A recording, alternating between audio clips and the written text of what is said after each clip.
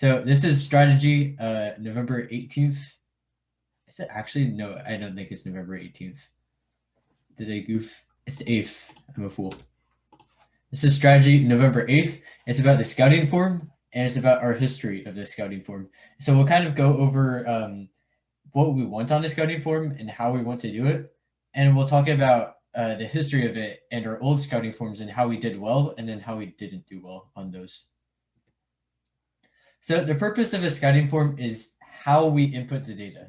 So scouting form is basically, you input the data on the form and you somehow make it so that it's easy to view and you can look at it and you can build your strategy off of it. And so with the scouting form, the objective of that is to make it as easy as possible for scouters to scout, because, it's going to be kind of sucky if it's really hard to scout. If the scouting form is not too fun to scout on, people aren't going to want to scout. And it's much easier and much more effective to have an easy scouting form. And so, and then the second metric, I guess, that we want on the scouting form is we want it to be organized and we want it to be easy to view.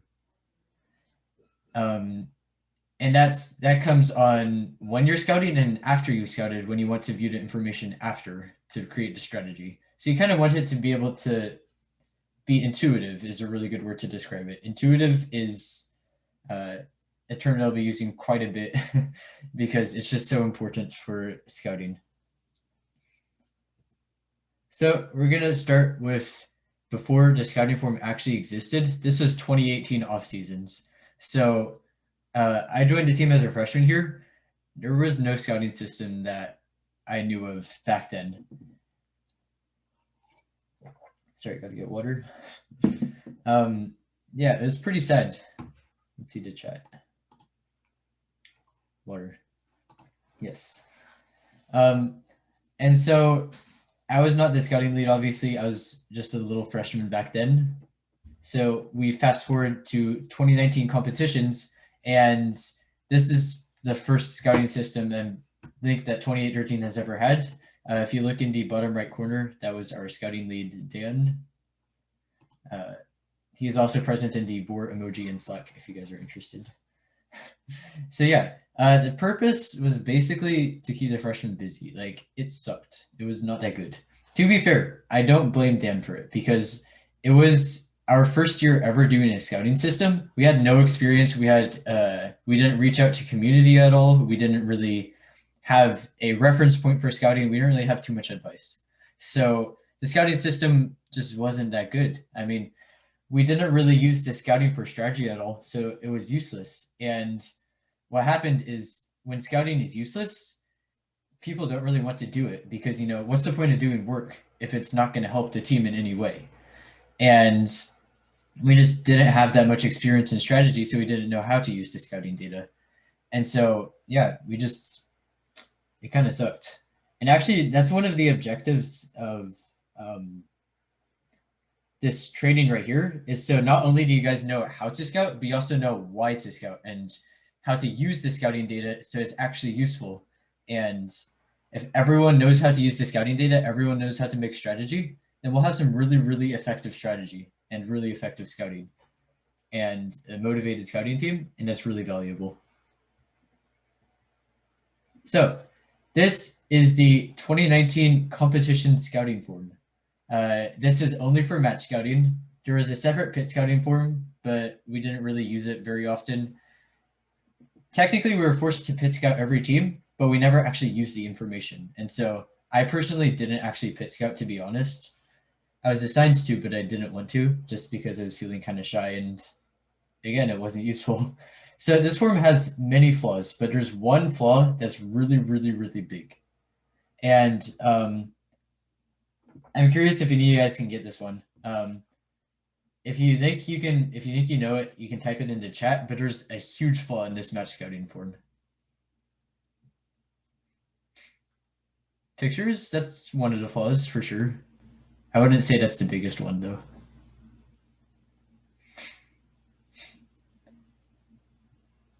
If you guys want a hint, yes, Clara is right on the money right there. There is no place for qualitative scouting. And qualitative scouting, as you guys remember from last meeting, is the most important scouting. Like, there's so many different things you can do with qualitative scouting. Quantitative scouting, don't get me wrong, it's pretty useful, but it's not as useful as qualitative scouting. What we'd normally do here is we just kind of like, there's some blank space there. So if you had maybe a few notes, you could, if you wanted to, maybe just put a few notes down there, but there's no designated section. And so oftentimes it's easier not to qualitatively scout. And you could just, just do a few things like that. Some other flaws. Click. It's not intuitive. You have to like, it's just text. Kenny was saying there's no pictures. That's a really good point. You have to like look down and figure out what do you have to like. It's not easy to look down. You have to read all this stuff and then mark where a hatch was delivered, for example. We also have unnecessary information here. What I mean by that is stuff that doesn't impact a strategy is on this form. And you may not know what to recognize is unnecessary and necessary. I think actually we might be going over that next meeting. So then I'll probably go back to this and say what is necessary and what isn't. And yeah, qualitative scouting, that's the biggest flaw here. So we fast forward on to 2019 offseason version 1. So if any pros or cons, just literally anything that you can say about this form, if you could type it into chat. Like pros or cons, literally anything. Pictures, that is definitely a pro, for sure. If anyone has any ideas, it'd be pretty cool.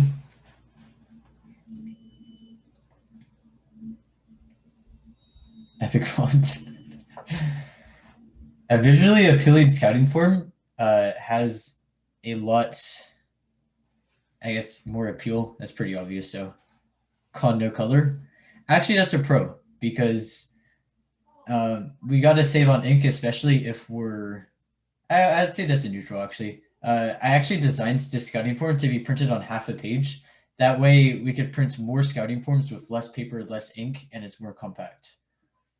So actually, I will go over a few pros and cons here that from my experience I found.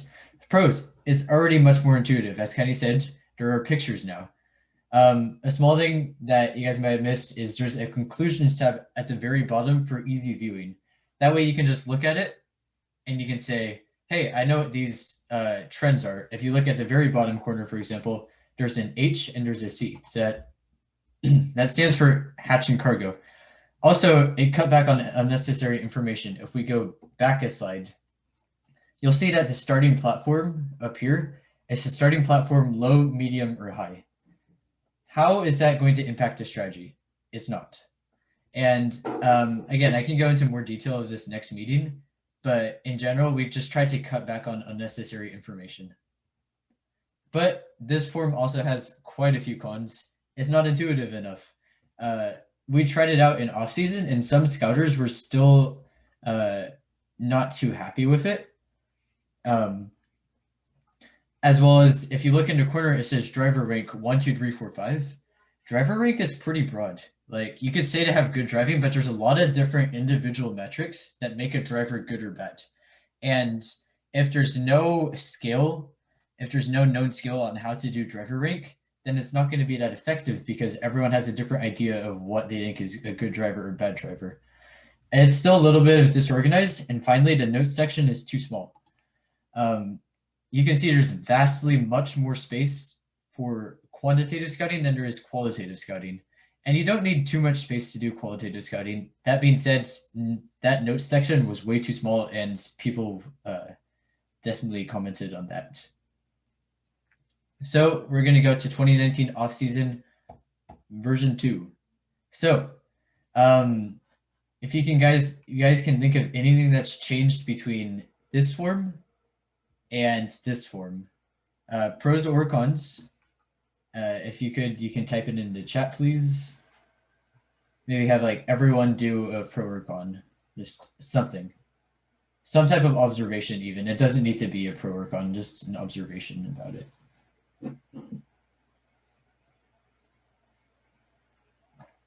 I'll give you guys like 1 minute.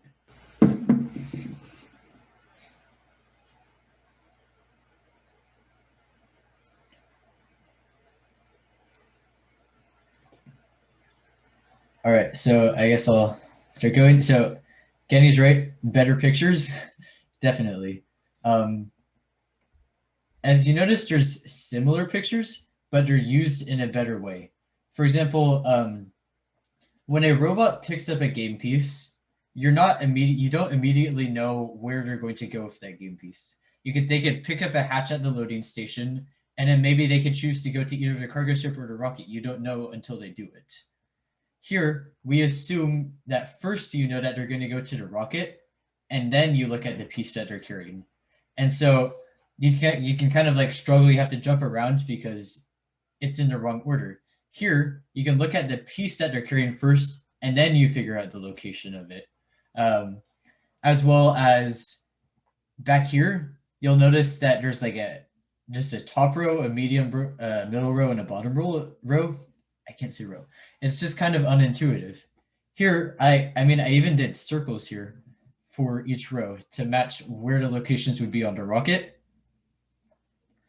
And then there's a little just kind of like a smaller dropped thing. Here, we took up a lot of space with dropped hatches and dropped cargo. We don't need that much space for that. As you can see here, it's a lot smaller. And yeah, Claire is completely right. There's a better note space.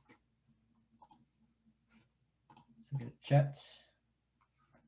Cons. Defensive uses a number system similar to driver rank. I agree. I would say that's a con.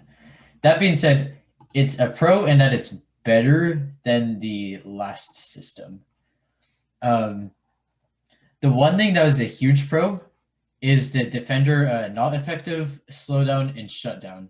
So not effective is just kind of like a fly in the way. A slowdown is just kind of, it reduces the offensive bot's ability to score, but not that much. And shutdown just completely destroys the offensive bot, and they can't do anything. And it's a really simple system, and it's pretty effective because there's only 3 options.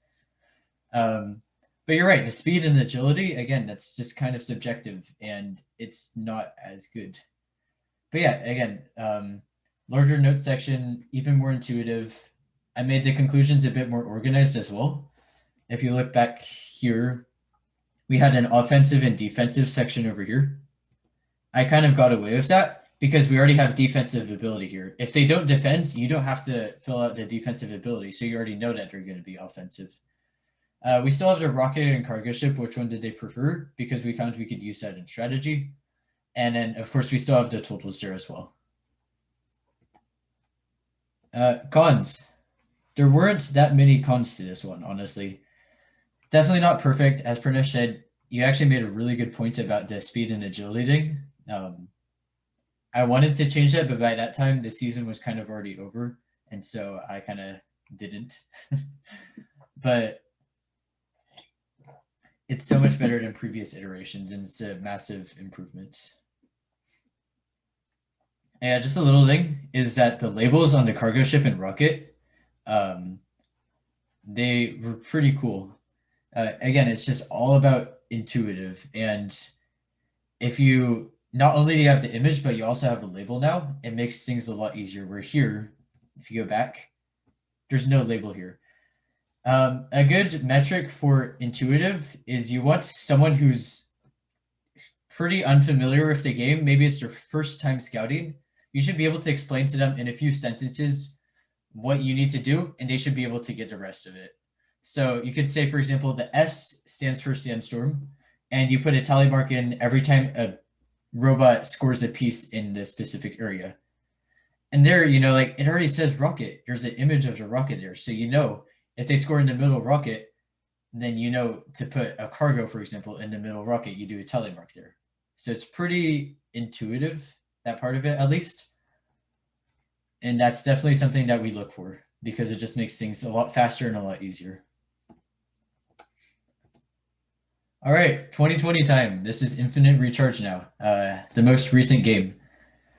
So this one was actually unfinished. We didn't completely get to flush it out, nor did we get any iterations of it because we actually had something more exciting come up in terms of a paper scouting form. And it's a good baseline. It's not a bad form. It's fairly intuitive. If we, Oh gosh, how do we do a new tab? For those of you unfamiliar with the game, charge FRC. Is it going to show any images of the field? You know, I'll take this one. If you look here, you can see how there's like kind of like a hexagon shape. This one's a better one. There's a hexagon shape for the top port, and there's kind of like a rectangular shape for the bottom port. And if you shoot the balls into the top port, you get 3 or 2 points, as a decent amount of you guys already know. If you're not familiar with the game, though, it's totally okay. And the bottom port is 1 point. So with that, as you can see here, we have a hexagon type thing for the upper port and a rectangle for the lower port, as well as little boxes for auto and mist as well for both lower and upper. And then also there's these single time activities that you could do where you rotate this wheel. You can just put a check mark in that if you rotate it. And then finally, there's a climb section. So some of this was intuitive, some of it wasn't. Definitely pro was there's a big note section. That being said, there was no conclusion section, so it's kind of hard to see. And then the climb section was kind of unintuitive. As I said, the image was pretty good, but the to and re section, that's like kind of confusing. You wouldn't know what that meant. I would have to explain that to you. And so that's not ideal. Also, the boxes are meant for tally marks, but it's kind of hard, especially with the hexagon shape, to intuitively think of that as a tally mark just because it's a unique shape.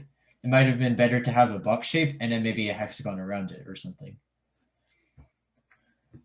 Although I did have the power cell image in the top left, which was definitely a good thing. So now this is the exciting part, is we have the scouting app. And props to software for this. If you're part of software, one of the things is software strategy, and that's designing and building the scouting app. And this thing was Chad. We never got to use it, unfortunately, because competitions were canceled because of COVID. But it uses the concepts from the scouting forum in a more effective way. You can see here there's a lot of similarities between the scouting forum and the scouting app. We still had the check mark in the image, but the cool thing about this one is that you could just tap the power cell and that would put one in. You don't have to write anything down. You don't have to do a tally mark. And if you want to undo it, then there's just a tiny little minus button and there's a number on the power cells of what it is. And you'll notice there's still a decent size notes section, which is, as you guys already know, that is paramount. And of course, you can always do notes after the match has been played, because obviously, you know, it's going to take a little bit longer to type on a phone or a tablet, for example, the notes on it rather than writing it, but it's there. And that's the most important part, because qualitative scouting, again, that's the most important. And then in terms of viewing for this, you'll notice in the top corner, there's a save thing. And basically it would transfer, you could transfer data to a computer where we could view the information. I think we're still working on that a little bit. So again, it's all a work in progress right now, but the scouting app was decently finalized. There were a few changes we could have made, but otherwise it's looking pretty solid and it's very intuitive. As you can see, you just tap the power cell button. So that was a huge pro on that.